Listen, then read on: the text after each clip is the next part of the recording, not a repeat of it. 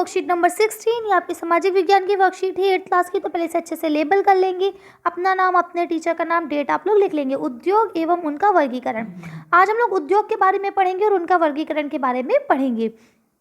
तो देखिए क्या लिखा है, आप अपने दैनिक जीवन में जिन वस्तुओं का प्रयोग करते हैं उनकी एक सूची बनाइए। जैसे अब देखिए, आप अपने रोज़मर्रा के लाइफ में कुछ ना कुछ चीज़ों का प्रयोग करते हैं। एग्जाम्पल के तौर पे अभी आप वर्कशीट देखने के लिए क्या यूज़ कर रहे हैं, मोबाइल। इसके अलावा मोबाइल के साथ साथ मोबाइल में क्या चीज़ है जो आपको वर्कशीट देखने में मदद कर रही है, वो है आपका इंटरनेट। अगर आपका नेट खत्म हो जाएगा, क्या आप वर्कशीट देख पाएंगे? नहीं देख पाएंगे। चलिए, अब आपके पास इंटरनेट भी हो गया और आपने वर्कशीट भी देख ली, लेकिन अगर आपके पास कॉपी पेन नहीं होगा तो क्या आप इस वर्कशीट को लिख पाएंगे? नहीं लिख पाएंगे, है ना। तो इस तरह से क्या आप खुलेआम आप देख सकते हैं कि सामने सामने हमें 4 चीज़ों की ज़रूरत पड़ गई जो बिल्कुल बेसिक थी हमारे लिए। इसके अलावा आप जानते हैं किस तरह से, अगर आप मान लीजिए खाना खाने बैठते हैं या मम्मा खाना बनाती हैं, तो पहले मम्मा को खाना बनाने के लिए सामान चाहिए, और खाना बनने के बाद परोसने के लिए अलग सा सामान चाहिए, है ना। तो अब आपको क्या करना है, जैसे साफ़ सफाई से संबंधित, अब आप अगर साफ़ सफाई करते हैं तो आप क्या क्या चीज़ों का इस्तेमाल करते हैं साफ़ सफाई करने के लिए, जैसे साबुन, बाल्टी, मग। इसके अलावा पोछे के लिए हम लोग एक पोछे का कपड़ा इस्तेमाल करते हैं। इसके अलावा हम लोग बाल्टी का इस्तेमाल करते हैं। अच्छा, बाल्टी तो यहाँ लिखा ही है, साबुन बाल्टी, और मग यहाँ लिखा ही हुआ है, ठीक है। इसके अलावा हम लोग साफ़ सफाई करने के लिए झाड़ू का भी इस्तेमाल करते हैं। झाड़ू के अलावा हम लोग और क्या क्या चीज़ इस्तेमाल करते हैं, बताइए जल्दी जल्दी। झाला छुटाने वाला वो होता है, वैक्यूम क्लीनर होता है, ये सारी चीज़ें हम लोग इस्तेमाल करते हैं ना, ब्रश वगैरह इस्तेमाल करते हैं। तो अभी चलिए एक एक करके इन सबके लिस्ट को बनाएंगे, देखेंगे कि किसकी क्या लिस्ट है, ठीक है। इसी तरह से खाना बनाने से संबंधित, अब खाना बनाने से संबंधित देखिए, थाली, कटोरी, गिलास, मेन चीज़ें तो यहाँ लिख दी, ठीक है। खाना खाने और खाने से संबंधित, ठीक है। तो कटोरी, थाली और गिलास, 3 चीज़ें आपको दे दी गई हैं। भगोना, जग, और क्या चीज़ हो सकती है, चम्मच, बड़े वाले चम्मच जो आपके टेबल स्पून कहलाते हैं वो। तो इस तरह से क्या है, बहुत सारी चीज़ें हैं जो आप इन सब चीज़ों को, डोंगे होते हैं आपके सालन वगैरह रखने के लिए, है ना। तो और रोटी रखने का बॉक्स भी होता है जिसे आप लोग हॉट पॉट कहते हैं, और आपकी केतली भी होती है, चाय की कप भी होती है, लाइक मतलब खाने के लिए तो बहुत सारा सामान हो गया। अब पढ़ाई लिखाई से संबंधित तो कलम और पुस्तक, 2 चीज़ें तो ये हो गई। आजकल आपका मोबाइल भी आपकी पढ़ाई लिखाई से संबंधित है, वर्कशीट तो आप मोबाइल पे ही देखते हैं।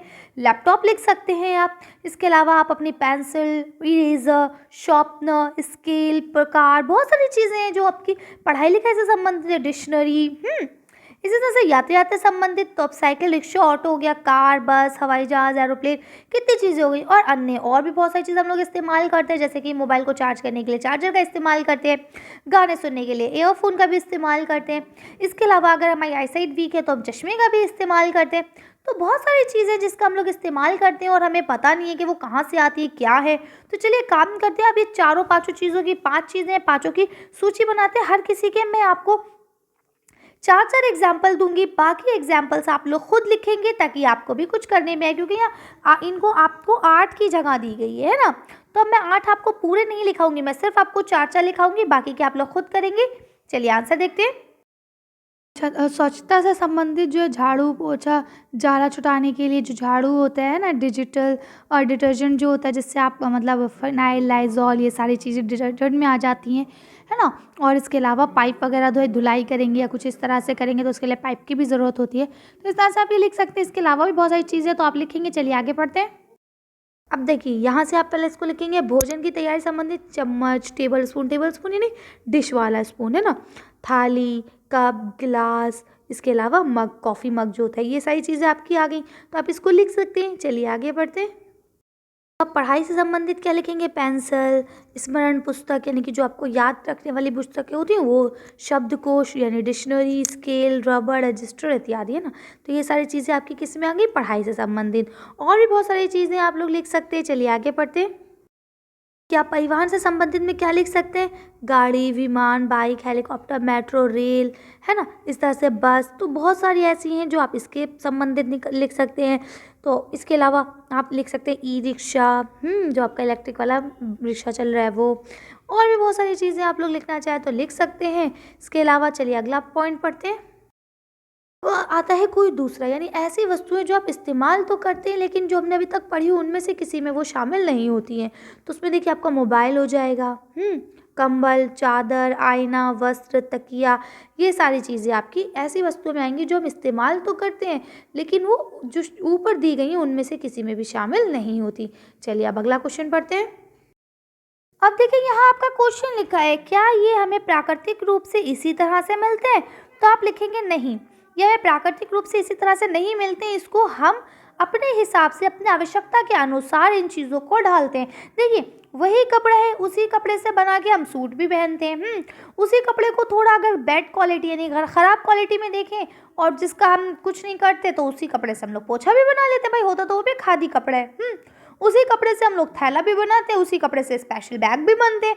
तो क्या ये हमें कुदरती तौर पर यानी प्राकृतिक रूप में ऐसा नहीं मिला, कच्चा मटेरियल मिला जिसको हमने अपनी ज़रूरतों अपने आवश्यकता के अनुसार बदला और नए नए रूपों में ढाला। तो ये लिखा है क्या हमें ये सब प्राकृतिक रूप से इसी तरह मिलते हैं? तो आप लिख देंगे नहीं मिलते हैं। लिखा है यदि नहीं तो फिर ये कहाँ से और कैसे बनते हैं? तो चलिए इसका आंसर देखते हैं कि ये कहाँ से आए हैं और कैसे बनते हैं।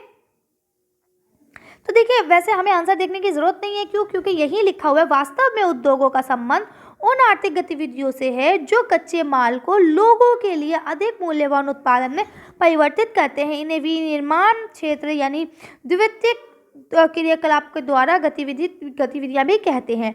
अब देखिए ये सब ऐसे नहीं होते हैं, है ना। तो ये सब कैसे होते हैं? ये सब कच्चे माल के रूप में होते हैं जिनको लोग मतलब अपनी सोच से अपनी समझ के हिसाब से मूल्यवान बनाते हैं।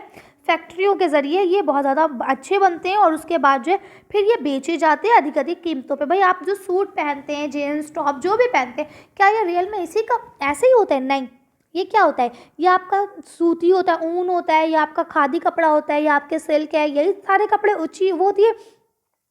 फिर उसके बाद क्या होता है? इसको फैक्ट्री में डाला जाता है, अपनी आवश्यकता के अनुसार ढाला जाता है और फिर इनको बना के आपके सामने पेश किया जाता है ना। वही चीज़ यहाँ आपको मिल गई। चलिए अब आगे बढ़ते तो देखिए यहाँ लिखा है उद्योगों का वर्गीकरण और कच्चे माल के आधार पर। ठीक है, अब देखिए यहाँ लिखा है कच्चे माल का आधार क्या है, कच्चे माल का प्रकार क्या है और निम्नलिखित वस्तुएं क्या है। अब जैसे कि यहाँ लिखा है कृषि आधारित, तो कृषि कहाँ से मिलती है आपको? ये वनस्पति होती है या फिर ये जानवरों का अगर है तो दूध चमड़ा ये जानवरों से मिलता है। ठीक है, अब इनसे क्या क्या चीज़ें बनती है? अब अगर कृषि की बात करें, जो वनस्पति है, जो फसलें हैं, उनसे देखिए गन्ने से चीनी बनती है, सरसों से तेल बनता है, कपास से सूती वस्त्र बनते हैं, गेहूं से आटा बनता है, दूध से पनीर। अब देखिए उसके बाद जानवरों से, तो दूध हमें जानवर से मिलता है जिससे हम पनीर, घी, मक्खन आदि बनाते हैं। चमड़े से आपके बैग और चमड़े के और बहुत सारी चीज़ें आती है, चमड़े के जूते आते हैं, बेल्ट आती है, बैग बनते हैं। तो ये आपके कच्चा माल क्या हो गया? ये है कृषि आधारित, और इसका कच्चा माल क्या है? जानवर है या फिर पेड़ पौधे हैं। ठीक है, अब क्या है? खनिज आधारित, यानी वो काम जो खनिज के आधार पर होता है जिसके लिए कच्चा माल लोहा, तांबा या एल्युमिनियम होता है। तो लोहे से जैसे कि आपकी सरिया बनाती हैं और भी बहुत सारी उपयोगी वस्तुएं बनती हैं, या तांबे से आप देख सकते हैं कि किस तरह से बिजली के तार बनते हैं और कुछ उपकरण, अन्य उपकरण भी बनते हैं। एल्युमिनियम से आपके बर्तन बनते हैं आदि, है ना। इसी तरह से समुद्र आधारित, अब ये वो चीज़ें जो समुद्र से बनाई जाती है, तो समुद्र से प्राप्त सामग्री से जो चीज़ें बनती हैं जैसे कि मछली या फिर मोती, क्योंकि जनरली समुद्र में हमें या तो मछलियाँ मिलती हैं खाने के लिए या फिर उसमें सीप में मोती होते हैं वो मिलते हैं। ठीक है, और शंख वगैरह भी उसी से ही बनते हैं हम लोग की, तो आप जो शंख वगैरह इस्तेमाल किए जाते हैं ना वो भी आपको वहीं से ही मिलते हैं। तो ये सारी चीज़ें आपके समुद्र के अंदर की वस्तुएं हो गई। इसके बाद क्या है? वन आधारित, वो वस्तु जो आपके पेड़ पौधों से बनती है। ठीक है, तो इनकी सामग्री हम लोग कहाँ से लेते हैं? पेड़ों से लेते हैं। जैसे कागज़ से लुगदी बनती है ना, कागज़ के लिए लुगदी बनाना ये पेड़ों से बनाई जाती है। शहद ये भी आपके पेड़ से बनता है, और उसके बाद औषधियाँ ये भी आपके पेड़ से बनती है। अब आप कहेंगे मैम शहद पेड़ से कैसे बनता है? तो बेटा देखिए शहद बनाने के लिए जो मधुमक्खी छत्ता लगाती है वो पेड़ों पे लगाती है, उसके बाद जो वो रस को कलेक्ट करती है जिसके बाद उसे शहद बनाती है वो आपके फूलों से, पौधों से ही लिया जाता है, बल्कि आम वगैरह होते हैं ना तो उससे भी लिया जाता है। शहद कई प्रकार का होता है, गुलाब का शहद अलग होता है, इसके अलावा आमों का शहद अलग होता है, कई प्रकार के शहद होते हैं। ठीक है, जब ये आप लोग ज़्यादा मतलब मुझे इस बारे में नॉलेज ऐसे है कि हमारे जो नानी का घर है वहाँ ये काम होता है, मतलब लोग आते हैं, हमारे बाग है उसमें ये सब चीज़ें लगाते हैं। तो जैसे इस वजह से मुझे पता चला, पहले मैं भी यही सोचती थी कि शहद एक ही प्रकार का होता है, लेकिन नहीं। हमारे यहाँ जब गुलाब की खेती हुई थी एक बार, तो गुलाब के उसमें उन्होंने छत्ता लगाया था, इसका बाकायदा पूरे तौर पे प्रोसेस होता है कि वो किस तरह से वहाँ मधुमक्खियों को छोड़ते हैं, फिर वो मधुमक्खियाँ उन्हीं में से रस निकाल के वहीं छत्ता बनाती हैं और उसी में जाके वो शहद को इकट्ठा करते हैं वो लोग, है ना। इसी तरह से आम के पेड़ों का भी बनता है, अमरूद का भी बनता है, सब तरह से अलग अलग बनता है। ठीक है, अब मैं उम्मीद करती हूँ यहाँ तक आप लोगों को समझ में आ गया होगा। चलिए अब हम लोग पहला क्वेश्चन पढ़ते हैं। यहाँ लिखा है निम्नलिखित उद्योगों को कच्चे माल के आधार पर वर्गीकृत कीजिए, यानी कौन सा कच्चा माल है और कौन सा पका हुआ माल है, इसके अकॉर्डिंग आपको करना है। नहीं बल्कि ये सारे आपके पके हुए ही हैं, लेकिन आपको ये बताना है कि ये कहाँ से बने। जैसे वनस्पति तेल है, तो वनस्पति तेल किससे बना, ये किसकी इसकी कच्ची सामग्री क्या है, तो आप लिखेंगे इसकी कच्ची सामग्री फसल है। इसके बाद जैसे चमड़े का जूता, तो इसकी कच्ची सामग्री क्या है, इसकी कच्ची सामग्री जो है वो जंतु है, क्योंकि चमड़ा वहाँ से मिला। ठीक है, अब ऐसे बैठने ब्रेड बनाना, तो ब्रेड बनाना किससे बनेगा, ब्रेड बनेगा आपका मतलब सूजी वो आटे से, तो उसकी कच्ची सामग्री क्या होगी, उसकी कच्ची सामग्री भी फसल ही होगी।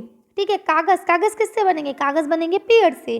ठीक है, तो इसकी कच्ची सामग्री क्या होगी, आपकी वन होंगे। चलिए काम करते हैं, इसका आंसर देख लेते हैं। यहाँ आपका पहले क्वेश्चन में जो चीज़ें दी गई थी, जैसे वनस्पति तेल, तो आप इसे लिखेंगे कृषि आधारित है, क्यों, क्योंकि ये पौधों से मिलता है।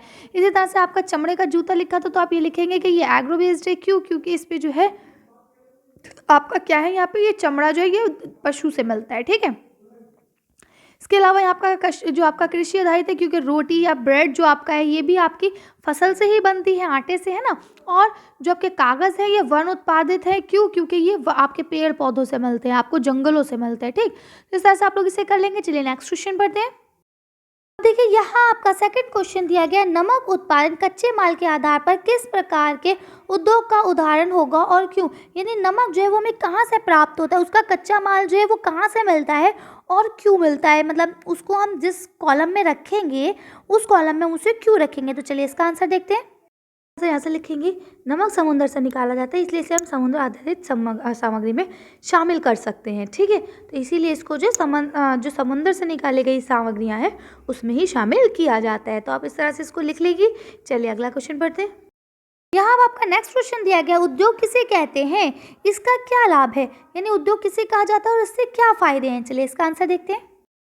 अब आप इसका आंसर यहाँ से लिखेंगे कि वास्तव में उद्योग उन आर्थिक गतिविधियों से संबंधित है जो लोगों के लिए कच्चे माल को अधिक मूल्यवान उत्पाद में परिवर्तित करते हैं। इसे विनिर्माण के क्षेत्र या माध्यमिक गतिविधियों के रूप में भी जाना जाता है। तो आप इसको इस तरह से आसानी से लिख सकते हैं कि ये चीज़ जो है आपकी, देखिए क्योंकि पूछा था इसका लाभ क्या, तो इसका लाभ ये कि जो बेकार सामान है, जो मतलब हमारे लिए कम मूल्यवान है, जिसको हम इस्तेमाल नहीं कर सकते, काहलियत के मारे या समझ लिए कि काम ज़्यादा करना पड़ेगा, हम नहीं करते उनका इस्तेमाल, तो ये उद्योगों के ज़रिए उसको कॉस्टली तो ज़रूर करते हैं लेकिन वो हमारे लिए वैल्यूएबल भी हो जाती है। एग्जाम्पल के तौर पे अब गेहूँ है, तो गेहूँ को आप नहीं लेंगे, क्यों, क्योंकि उसे धोना, सुखाना, पीसना, तो आप कहेंगे छोड़ो हम चावल पका के खा लेंगे। ठीक है, लेकिन अगर वही गेहूँ आपको पिसे पिसाए आटे के रूप में मिलेंगे तो आप उसको खुशी खुशी लेंगे, चाहे आपको उसके लिए थोड़ी सी कीमत ज़्यादा चुकानी पड़ जाए, है ना।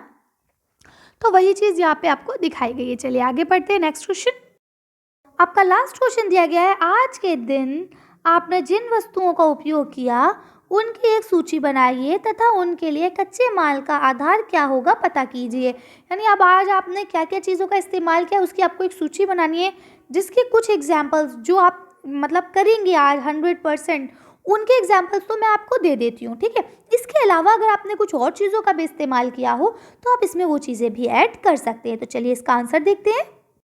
देखिए यहाँ पे मैंने आपके डेली यूज़ की जो चीज़ें हम रेगुलरली यूज़ करते हैं उनके बारे में लिख दिया है। अगर आप इससे ज़्यादा कुछ और ऐड करना चाहें तो कर सकते हैं। जैसे अब कृषि आधारित में हम लोग कपड़ा वगैरह यूज़ करते हैं, फल सब्ज़ी रोज़ खाते हैं ना। इसके अलावा आप अगर पशुओं के बारे में बात करें तो आप जानते हैं कि चमड़े के जूते पहन के स्कूल जाना या फिर बेल्ट लगाना, ये भी हम लोग डेली लाइफ में करते हैं। इसके अलावा वन आधारित कागज़, पेंसिल, कॉपी, इसका इस्तेमाल भी हम डेली लाइफ में करते हैं।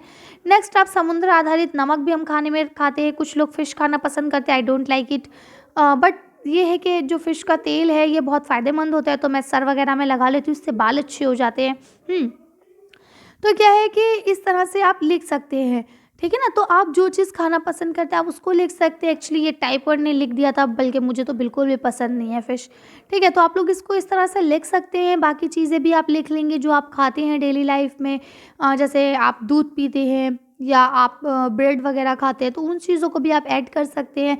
जैसे अब सुबह उठ के हम लोग दांत मांजते हैं तो ब्रश चाहिए होता है हम लोगों को, मुंह हाथ धोने के लिए सोप भी चाहिए होता है। तो ये सारी चीज़ें आप लोग लिखेंगे और पता लगाएंगे कि किस में आती हैं, तो आप आसानी से कर सकते हैं। ठीक है, चलिए तो आज की वीडियो यहाँ तक हो गई है, तो आज की वीडियो को यहीं खत्म करते हैं। आज की वीडियो बस इतनी है। अगर आपको हमारी वीडियो पसंद आई हो तो प्लीज़ इसे लाइक और शेयर करें। अगर अभी तक आपने हमारे चैनल को सब्सक्राइब नहीं करा है तो प्लीज़ हमारे चैनल को सब्सक्राइब करें। Thank you for watching.